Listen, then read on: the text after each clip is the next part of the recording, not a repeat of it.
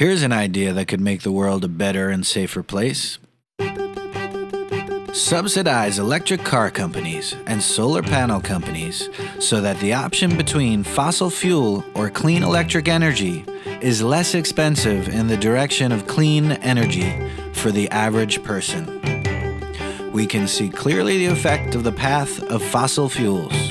Politically, economically, and environmentally, it is an awful choice, and each day we allow it to continue is another day in the wrong direction.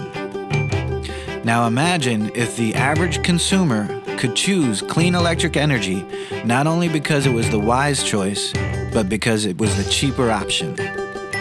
Thanks to companies not being run to make the most profit, but whose goal is to make this option the only choice for the pocketbook of the average consumer.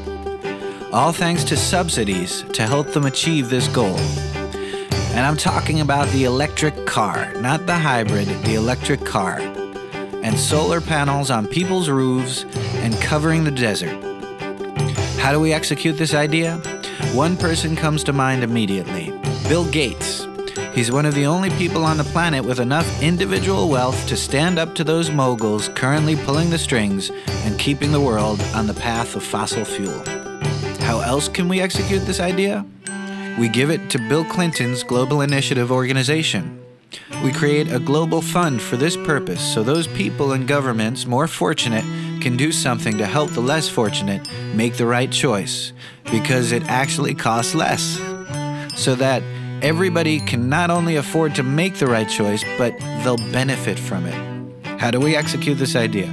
We put Ralph Nader in charge of the organization. He's one of the last honest men fighting the good fight on the planet.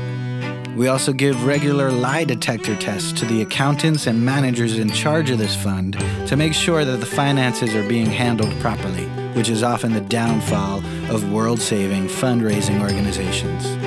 Let's stop letting good, reasonable ideas and solutions be passed over to protect the interest of the wealthy few who already have more money than they'll need for 8 lifetimes.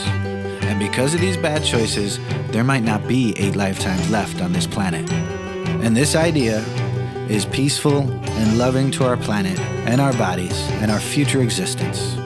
Profit fundamentally goes against peace, and this is a non-profit effort towards clean energy and peace and love and peace and love and love and peace and existence and survival and sustenance and continuing of everything.